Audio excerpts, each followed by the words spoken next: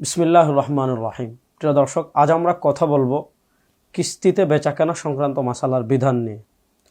আমাদের দেশে এটা একটা বহুল পরিচিত, শুধু আমাদের দেশে না, পুরো পৃথিবীতেই কিস্তিতে লেনদেন এটা একটি বহুল প্রচলিত একটি মাধ্যম।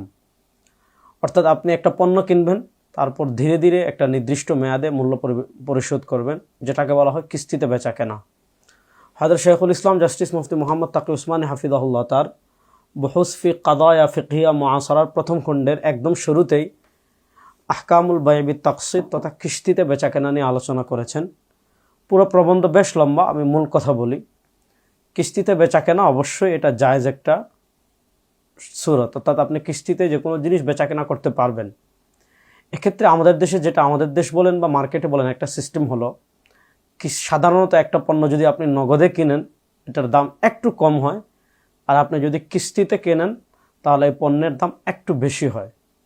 এখন প্রশ্ন হলো, এই যে বেশি কিনলে দাম একটু বেশি হয়, এটা সুদ হবে কিনা বা এই কিস্তিতে বেচাকেনা জায়েজ আছে কিনা।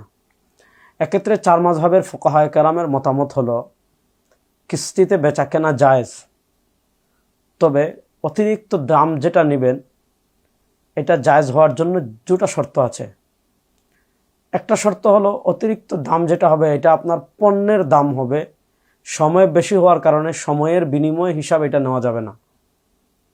যদি সময়ের বিনিময় হিসাবে এটা নেওয়া হয় তাহলে এটা সুদ। আর পণ্যের দাম বেশি কিস্তিতে নেওয়া সহি হওয়ার জন্য দুটো শর্ত। একটা হলো এটার আজাল তাইন থাকতে হবে, আর একটা হলো কিমাত তাইন থাকতে হবে। এখন আমি ব্যাখ্যা করি। অর্থাৎ কিস্তির সময়সীমাটা নির্ধারিত হতে হবে, যে আপনি এই কিস্তিটা এতদিনের এবং এটা আপনি এভাবে পরিশোধ করবেন, এটার আজাল সময়সীমাটা নির্ধারিত থাকতে হবে। 2 নম্বর, কিমত সুস্পষ্ট থাকতে হবে, মূল্য। অর্থাৎ এই পণ্যের দাম এত, আপনি এভাবে পরিশোধ করবেন।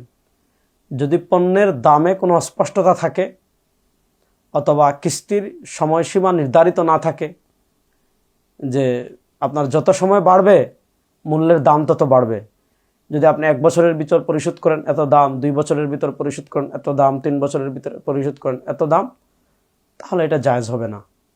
এক্ষেত্রে আপনার সময়সীমা নির্ধারিত থাকতে হবে, যেটা এতদিনের কিস্তি, আর মূল্যটা নির্ধারিত থাকতে হবে, এটার দাম এত, আপনি এতদিনে পরিশোধ করবেন। এক্ষেত্রে নগদ বিক্রির থেকে বাকি বিক্রিতে আপনি যদি চুক্তির সময় এটা বলে দেন যে দাম এটা একটু বেশি, যেহেতু আপনি বাকিতে নিচ্ছেন, বাকিতে নিলে এত টাকা, এরপর সন্তুষ্ট চিত্তে যদি বেচাকেনা হয়, ফুকাহায়ে কেরামের মতে এটা জায়েজ আছে। এক্ষেত্রে চুক্তিতে সময়সীমা কিংবা মূল্য নিয়ে যদি কোনো অস্পষ্টতা থাকে তাহলে সেটা কিন্তু আপনাকে সুদের দিকে নিয়ে যাবে। এজন্য আমরা কিস্তিতে যারা লেনদেন করি এই দুটো বিষয় আমরা অবশ্যই খেয়াল করব। আল্লাহ তাআলা আমাদের সবাইকে সঠিক পথে পরিচালিত করুন। আজ পর্যন্ত। আসসালামু আলাইকুম ওয়া রাহমাতুল্লাহি ওয়া বারাকাতুহু।